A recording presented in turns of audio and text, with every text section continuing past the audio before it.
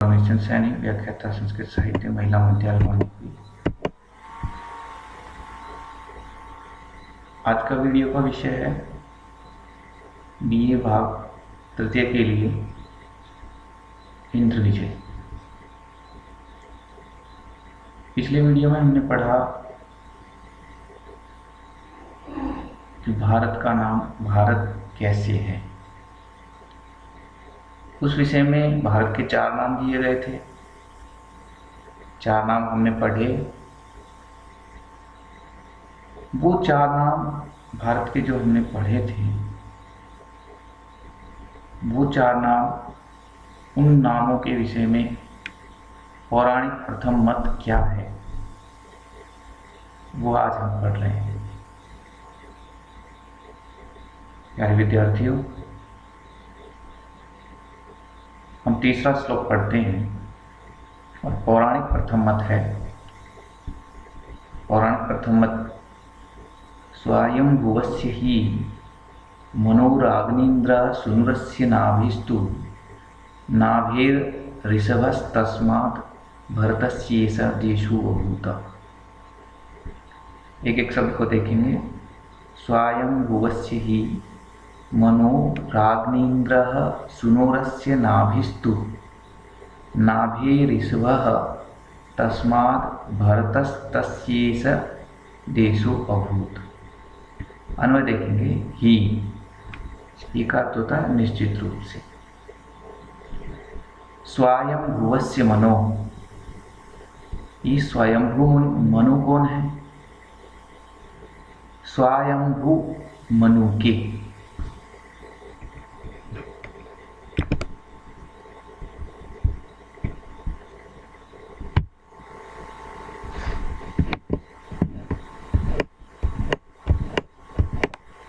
स्वयंभू मनु है, उन स्वयंभू मनु के। स्वयंभू जिनकी उत्पत्ति स्वयं मानी गई है, उस स्वयंभू मनु से जो स्वयं उत्पन्न हुए हैं, ऐसे मनु के आग्नेन्द्र नाम के पुत्र हुए। ही निश्चित रूप से स्वयंभुवस्य मनो, जो स्वयंभू मनो है, उसके आग्नेन्द्र नाम के पुत्र उत्पन्न हुए। और आगे बढ़ते हैं। आग्नेन्द्र सुनो अस्य तु नाभि, और आग्नेन्द्र जो मनु है उसके नाभि, नाभि ऋषभ, नाभि के ऋषभ, तस्मात् भरत, और उससे भारत, तस्य उस भारत से, एषः देशः अभूत, ये देश हुआ, अर्थात इस देश का नाम भारत हुआ। कैसे भारत हुआ? कि स्वयंभू मनु के आग्नेन्द्र नाम के पुत्र हुए, आग्नेन्द्र के नाभि, नाभि के ऋषभ, और ऋषभ के पुत्र भरत हुए। उस भारत से ही इस देश का नाम भारत यह निश्चित हुआ, अथवा भारत यह माना जाने लगा। ये पौराणिक प्रथम मत है। कहते हैं कि जब इस संसार का विनाश हुआ, अर्थात प्रलय हुआ, तो सभी प्राणी समाप्त हो गए। कोई जीव इस संसार में जीवित नहीं बचा। संसार में समुद्र का पानी चारों ओर फैल गया, सब कुछ समाप्त हो गया। कालांतर में केवल एक ही व्यक्ति रहा, और वह व्यक्ति था मनु। उस मनु से ही प्राणियों की सृष्टि हुई, ये माना जाता है। आप और हम सब उसी मनु की संतान हैं, इसलिए हम मानव कहलाते हैं। मनोरपत्यम मानव, अर्थात जो मनु की संतान है वही मानव है। पाश्चात्य विद्वान भी कहते हैं कि उस महाप्रलय में केवल एक पुरुष जीवित रहा और वह था एडम, और हम उसी एडम की संतान हैं, इसलिए हम आदमी कहलाते हैं। ऐसा दूसरा मत है। क्योंकि हम भारतीय संस्कृति को मानने वाले हैं, इसलिए मनु को सबसे पहला व्यक्ति मानते हैं और उसकी ही संतान होने के कारण हम मानव कहलाए। तो जो स्वयंभू मुनि मनु उत्पन्न हुए, उसके आग्नेन्द्र के नाभि के ऋषभ, और ऋषभ से के भरत, जो ऋषभ से भरत उत्पन्न हुए, उस ही भरत के नाम से इस देश का नाम भारत पड़ा। समझ आया होगा? एक बार जल्दी से देख करके आगे चलते हैं कि स्वयंभू मनु के आग्नेन्द्र के नाभि के ऋषभ, और ऋषभ के भरत उत्पन्न हुए। उस भरत से ही इस देश को भारत इस नाम से जाने लगा। अगला श्लोक आता है, आग्नेन्द्र सुनोर नाभेस्तु ऋषभो अभूत सुतो द्विजः, ऋषभात भरतो यज्ञे वीरः पुत्र सदात्वरा। उसी बात को श्लोक के रूप में कहा है कि आग्नेन्द्र सुनोर नाभेस ऋषभो अभूत सुतो द्विजः, ऋषभात भरतो यज्ञे वीरः पुत्र सदात्वरा। अन्वय देखते हैं कि आग्नेन्द्र सुनोह नाभे, आग्नेन्द्र पुत्र नाभि से, द्विज सुत, एक द्विज वर्ण का पुत्र। द्विज किसे कहा है? जिसका विद्यारंभ संस्कार हुआ है, अथवा जिसका विद्या उपनयन संस्कार हुआ है, और जिसका उपनयन संस्कार होता था वह द्विज कहलाता था। उपनयन में शिष्य को गुरु के पास ले जाया जाता था, वहां गुरु उसे दूसरा जन्म देते थे। अर्थात दो तरह के व्यक्ति के जन्म होते हैं। एक जन्म होता है भौतिक शरीर का जन्म, जो माता पिता से होता है, और दूसरा होता है ज्ञान शरीर का जन्म। तो ज्ञान शरीर को जन्म देने वाले गुरु होते हैं। इसलिए पहला शरीर माता पिता के द्वारा प्रदत्त है, और दूसरा जो ज्ञान रूप शरीर है वह गुरु के द्वारा प्रदत्त होता है। इसलिए जिसका उपनयन संस्कार होता है उसे द्विज कहा। दूसरे शब्दों में द्विज का अर्थ ब्राह्मण अथवा विद्वान भी होता है। कि आग्नेन्द्र के पुत्र नाभे यानी नाभि से द्विज सुत, एक विद्वान पुत्र ऋषभ अभूत, ऋषभ उत्पन्न हुआ, अथवा ज्ञान से संपन्न आग्नेन्द्र के पुत्र नाभि से ऋषभ उत्पन्न हुए। ऋषभात शतात्वरः वीरः पुत्र भरतः यज्ञ। और ऋषभात, जो ऋषभ नाम के ऋषभ हैं, उन ऋषभ से शतात्वरः 100 पुत्रों में सर्वश्रेष्ठ वीरः पुत्र, बहुत अधिक वीर पुत्र भरतः यज्ञ, भरत उत्पन्न हुए। अथवा ऐसा कह सकते हैं कि आग्नेन्द्र पुत्र नाभि से द्विज वर्ण का पुत्र ऋषभ उत्पन्न हुआ, तथा उस ऋषभ से भरत उत्पन्न हुआ, जो कि 100 पुत्रों में सर्वश्रेष्ठ था। देखो, द्विज के विषय में यहाँ पर कहा गया है कि समाज में द्विज का अर्थ प्रायः ब्राह्मण से लिया जाता है, परंतु प्राचीन काल में इसका अर्थ ब्राह्मण, क्षत्रिय और वैश्य, ये 3 वर्ण होते थे। ऐसा माना जाता था कि जन्म से प्रत्येक प्राणी शूद्र होता है। जन्मना जायते शूद्र, संस्कार अर्थात शिक्षा से वह द्विज कहा जाता है। वेद पाठी को विप्र कहते हैं, और ब्रह्म अर्थात ज्ञान को जानने वाला ब्राह्मण है। जन्मना जायते शूद्रः संस्कारात् द्विजुच्यते। वेदपाठी भवेद विप्रो ब्रह्म जानाति ब्राह्मण। अर्थात वेद को पढ़ने वाला विप्र और जो ब्रह्म को जानने वाला है उसे ब्राह्मण कहा गया।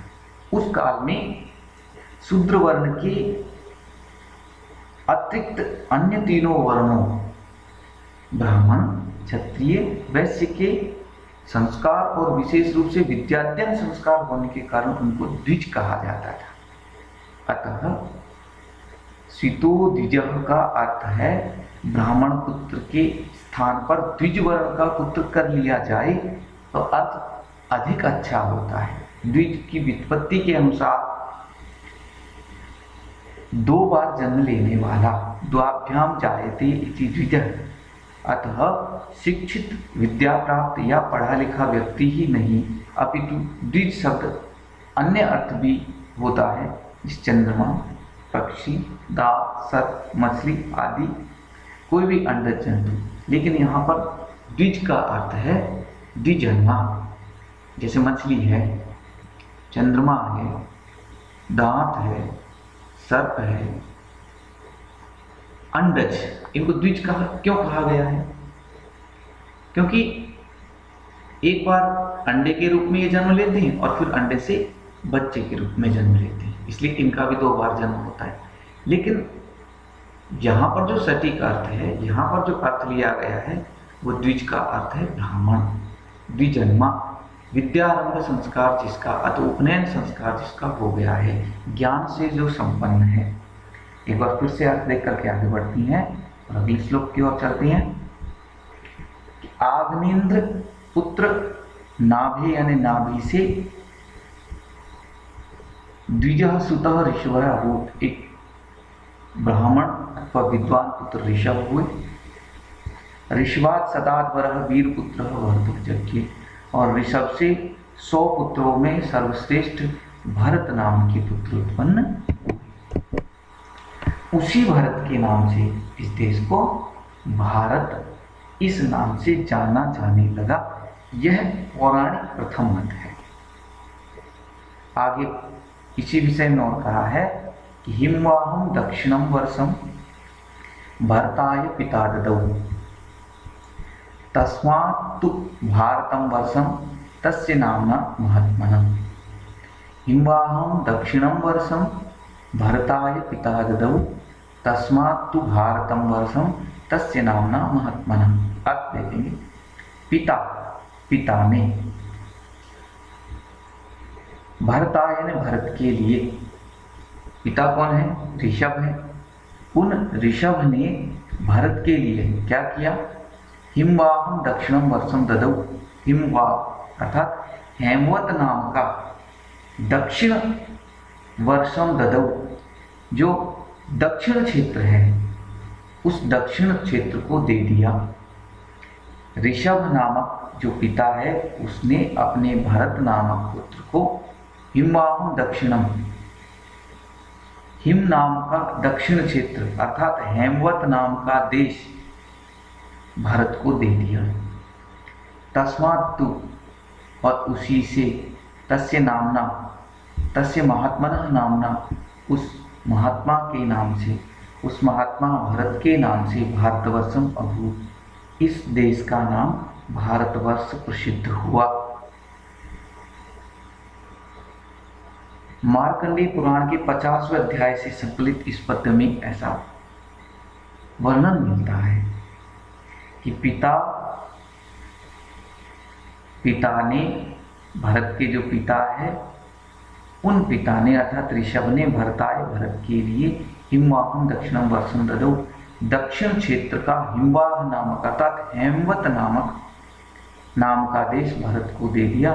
तस्मात् तस्य महात्मना नाम्ना, इसलिए उस महात्मा के नाम से इस देश का नाम भारतवर्ष हुआ।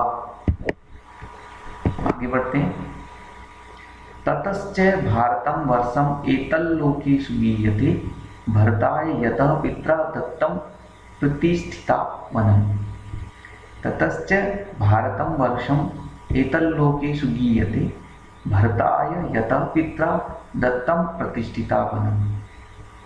तथा यानी उसके बाद में जब ऋषभ ने दक्षिण का हेमवत नामक प्रदेश भरत को दे दिया, तथा यानी उसके पश्चात एतत् यह प्रदेश, यह देश लोकेषु पूरे संसार में भारतवर्षम गीयते, भारतवर्ष के नाम से गाया गया, भारतवर्ष के नाम से प्रसिद्ध हुआ, सब लोग इसे भारतवर्ष कहने लगे।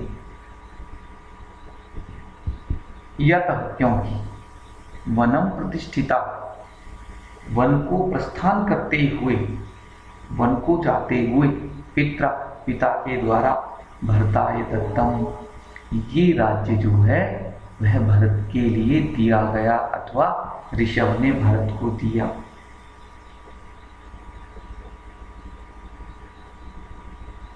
हमारे यहाँ पर आश्रम व्यवस्था देखते हैं जो कि हमारी भारतीय संस्कृति की प्राण है।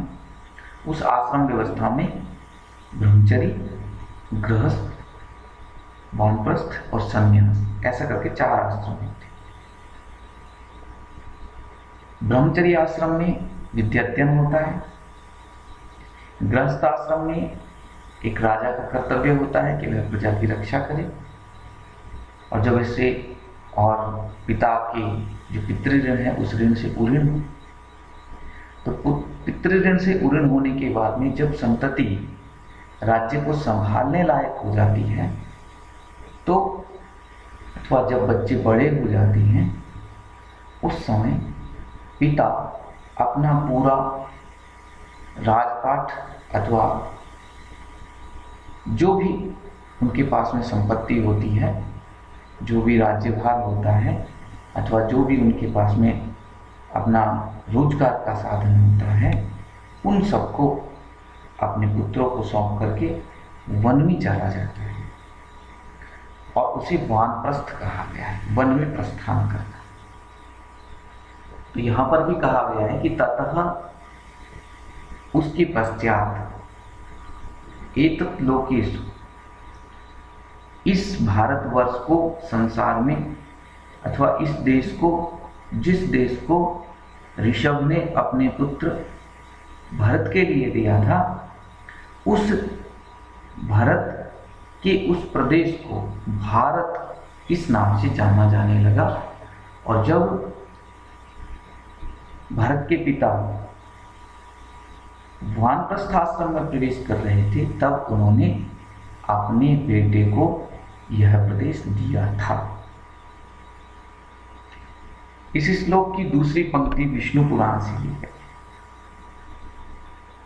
ऋषभ पुत्र भरत मुनि के नाम से इस भारतवर्ष का नाम पड़ा, ऐसी जिनकी मान्यता है, उन विद्वानों की कथन की पुष्टि के लिए रचनाकार जो ओझा जी है, वह विष्णु पुराण के उद्धरण को स्पष्ट करती हैं कि व्यास जी ने भी लिखा है कि ऋषभ ने वानप्रस्थ के समय वन में जाते हुए जब अपना उत्तरदायित्व पुत्र को संभलाया, तब यह भारतवर्ष का भाग भरत को प्रदान किया गया, और इस भरत के नाम से ही इस देश का नाम भारतवर्ष पड़ा। आगे बढ़ते हैं। नाभि पुत्रश्च ऋषभः ऋषभाद भरतो अभवत् तस्य नाम्ना त्रिदं वर्षं भारतम चेति कीर्त्यते। एक बार फिर से देखते हैं। नाभि पुत्रश्च ऋषभः ऋषभाद भरतो अभवत् तस्य नाम्ना त्रिदं वर्षं भारतम चेति कीर्त्यते। अन्वय देखेंगे। नाभेः च पुत्रः ऋषभः, नाभि के पुत्र ऋषभ, ऋषभात भरतः अभवत्, और ऋषभ से भरत उत्पन्न हुए। तस्य तु नामना, और उसी के नाम से, ऋषभ से उत्पन्न होने वाले जो भरत है, उस भरत के नाम से इदम भारतम वर्षम से कीर्त्यते, इसको भारतवर्ष कहा गया। इसी भरत के नाम से यह भारतवर्ष प्रसिद्ध हुआ। अर्थात ऋषभ के पुत्र भरत के नाम से भारतवर्ष का नाम निर्धारण हुआ। इस मत को मानने वालों के मत की पुष्टि स्कंद पुराण के माहेश्वर खंड के 37वें अध्याय में इस कथन की पुष्टि करते हुए कहा गया है कि नाभि पुत्र ऋषभ के पुत्र भरत के नाम से यह देश भारतवर्ष कहलाया। यहाँ तक रचनाकार ने भारतवर्ष का नाम ऋषभ मुनि के पुत्र भरत मुनि के नाम से निर्धारित हुआ। इसके लिए पौराणिकों का प्रथम मत प्रस्तुत किया गया,